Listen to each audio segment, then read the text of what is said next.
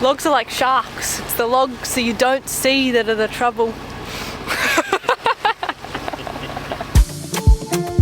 As many of you know, Elia and I have spent months preparing all the stars for our crossing to Indonesia. No one can know. Here we are, Indonesia! And with every adventure comes challenge, as you'll see in this episode, filled with navigation horrors, the size of the thing, snagged anchors, it was wrapped around 2 bommies, and even an almost naked chef guest appearance. C'est très très délicieux. And strap in, folks, for a ripper episode, and hit that subscribe button so you can stay updated.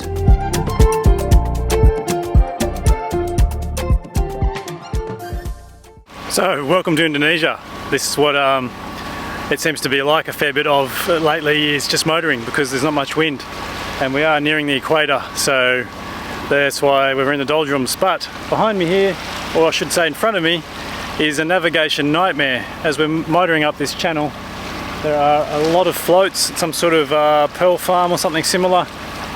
So we're going to have a crack at getting through these without getting tangled up, because we've got to get through these islands. It's the deepest channel through here. So yeah, what fun, hey? It's a bit of a worry actually.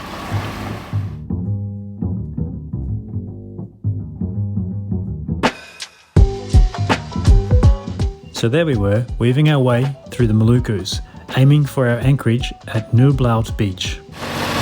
We're in this really narrow channel between 2 islands, and the water's actually really deep. It's 60 metres deep here, and then there's reef either side of us.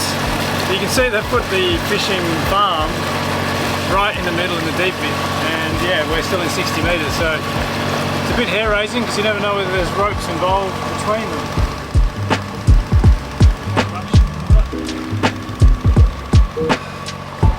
Always check our sea strainer is nice and clean.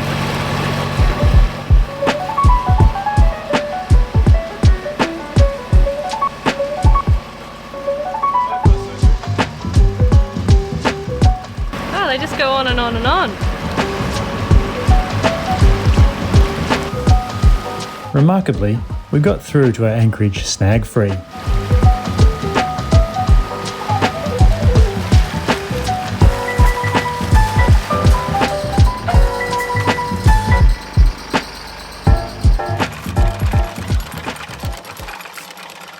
So yes, guys and girls, we have been here in the Kai Islands for about a week, and we can't say enough good things about the place. The locals are super kind and generous and easygoing. They haven't hassled us for anything. If anything, they've given us stuff more than we've asked for. And you know, we've had a really beautiful anchorage here where we can go swimming every day, crystal clear water. We've got on a motorbike and explored the island, went to some freshwater caves, and did a big shop in town, got treated like royalty when we went to the markets, and you know, it's just it's overwhelming, and it's humbling, because these people obviously, you know, have a lot less, but they're so kind. And yeah, we've just been given these beautiful vegetable and fish pasties that were made by our friends Daddy and Ella, who own a homestay just across the way.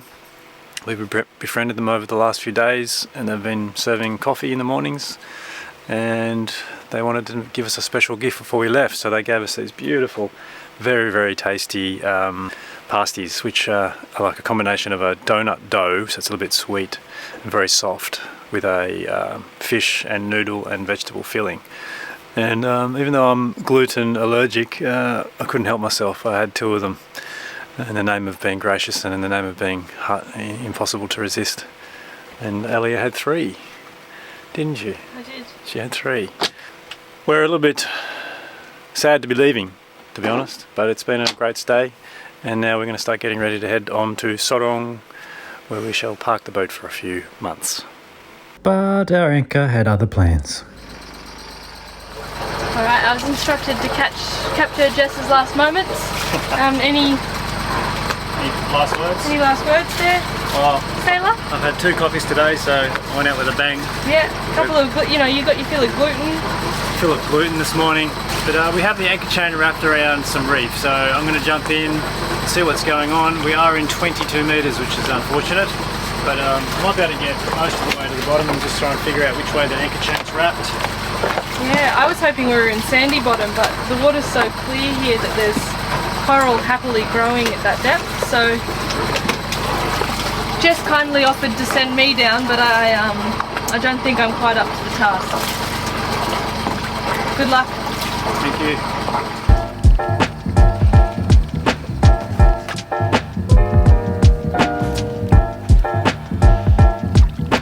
Okay. Retrieving our beloved Saka XL number 5 was a must. I can just see the bottom, just. Okay. Bit murky. There he goes. But it didn't help that another neighbouring cruising vessel had mentioned recent tiger shark sightings.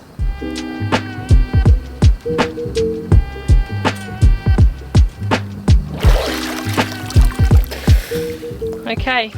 Right. You've returned. We wrapped around these two little coral bombies like this. Oh. On the bottom, the chain goes through the middle. Oh. Well, no wonder it's been hard to release.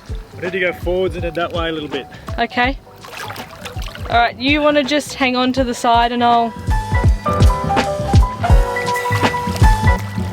Yeah, stay in the water, my ass. Okay.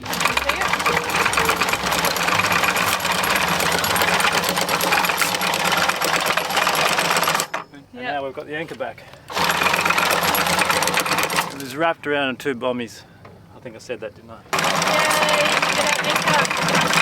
Yay! Hey! Hey! There she is. Success! Bye, sharkies.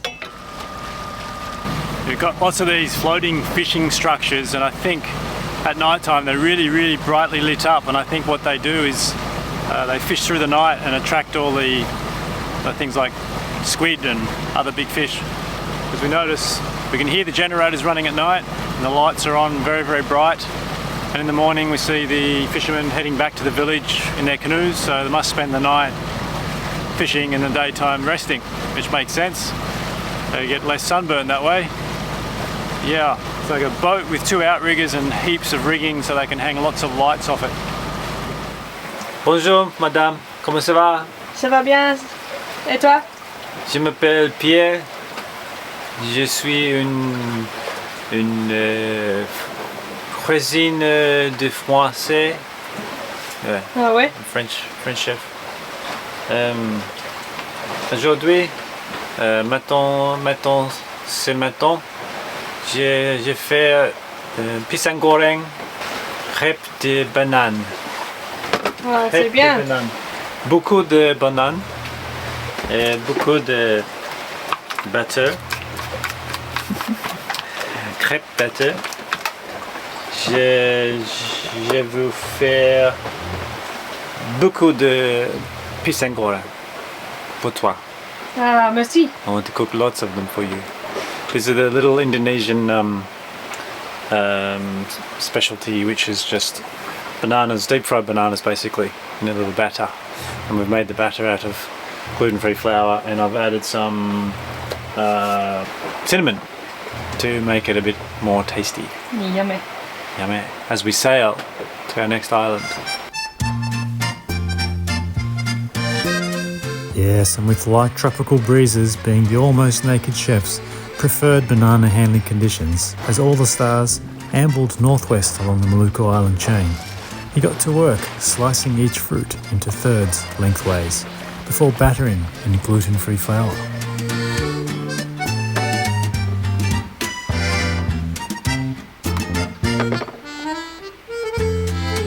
Avec de oil de coconut. Délicieux. C'est très très délicieux. Avec un peu de cinnamon farine.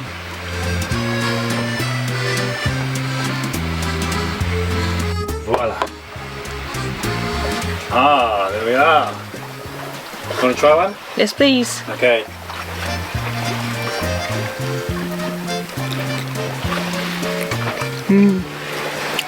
It's like a little pancake with a banana in it.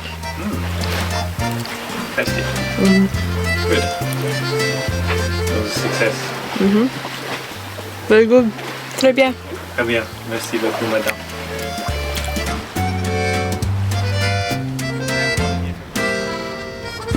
as the Almost Naked Chef likes to say, manger nu, c'est le top. Hello folks, yes, here we are approaching Misool. It's an area of very beautiful looking islands, and we spent the night just bobbing around out the front here because the approach, we timed our approach a bit early because we had a lack of wind. It took longer than we thought it would, but anyway, we made it.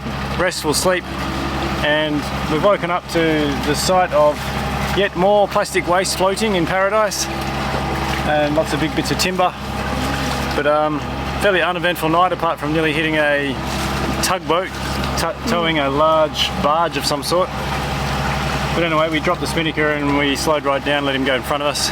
And we've just launched a dinghy because where we're heading is incredibly beautiful, but it's also very deep. And it's notorious for... How many meters do you know? 25 to 30 is standard, and it gets deeper.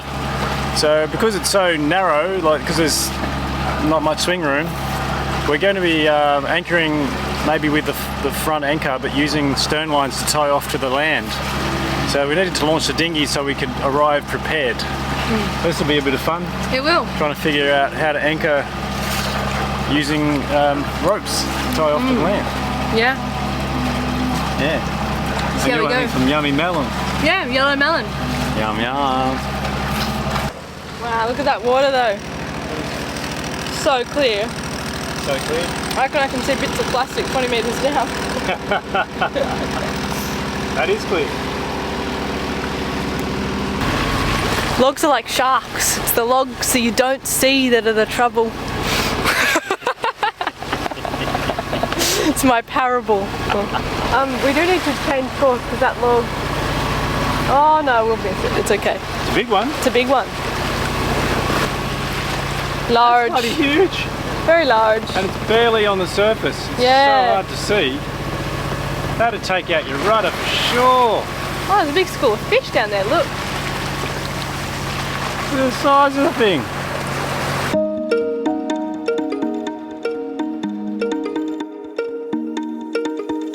On our approach to the famed Misool island group, it started to become clear why this place was so revered as a world-class diving destination.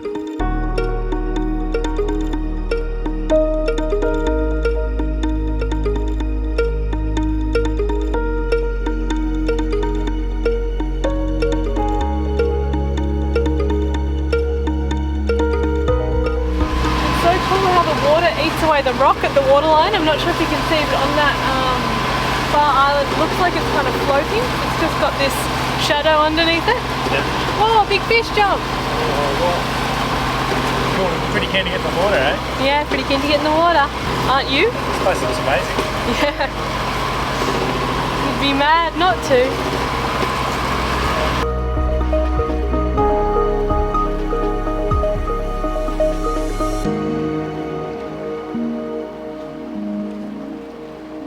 Wow, what a place. Can't wait to get the dinghy out and explore. Yeah. Wow. Just drops off so quickly. Yeah. Anchoring here is really tricky because we've got very deep water and no swing room, so we have to tie off to the limestone coast here. So I've just got the pick down. We've got 50 metres out to start with. I'm going to motor forward, swing around, hopefully just turn the stern of the boat around and then get some land lines on. I think it's working. Seems to be good.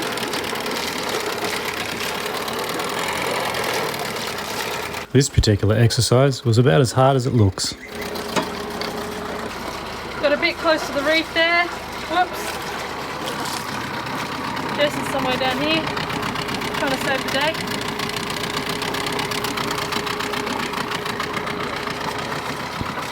Looks pretty good though, right? Alright.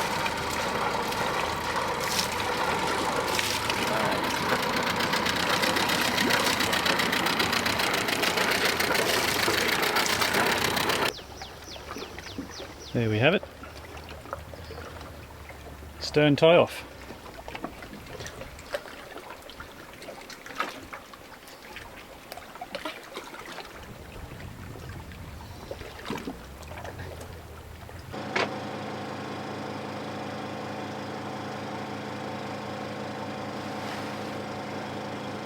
There we are, making water in paradise. You can hear our water maker going there as we are anchored up in the very pretty Misool.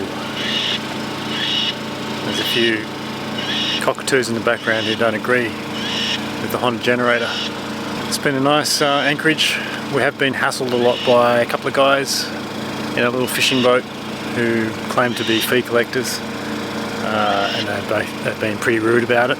So we've urged them to go away now, and we were able to go for a bit of a snorkel dive. I had a dive this afternoon hoping to spear some dinner, and it took me a couple of hours just to sort of work out what was what in the water and to actually find the fish. And when I did find the fish on the outer side of the reef, I was already pretty pooped, so I wasn't doing very well on my breath holds. Now, wily fish. Yeah, we're gonna just have to keep on moving towards Sorong, so we're packing up tonight so that we can leave in the morning and do about an 8-9 hour passage across to the river system, the entrance, which is like a shortcut to Sorong. Yeah, this spot is spectacular in that you've got really deep water around these islands. They're sort of like continental peaks that come out of the water, and there's fringing reef, but after that it just drops straight off. So when you're diving there's reef edges that just drop straight into the water. So you get these big reef shelves and lots of coral and sponges and all sorts of marine life tucked in that perimeter, and it just drops down into deeper water, into deeper corals. A tricky spot to anchor, but it's a pretty special sort of marine environment that it creates. Make some water, pack up shop, and head off tomorrow morning.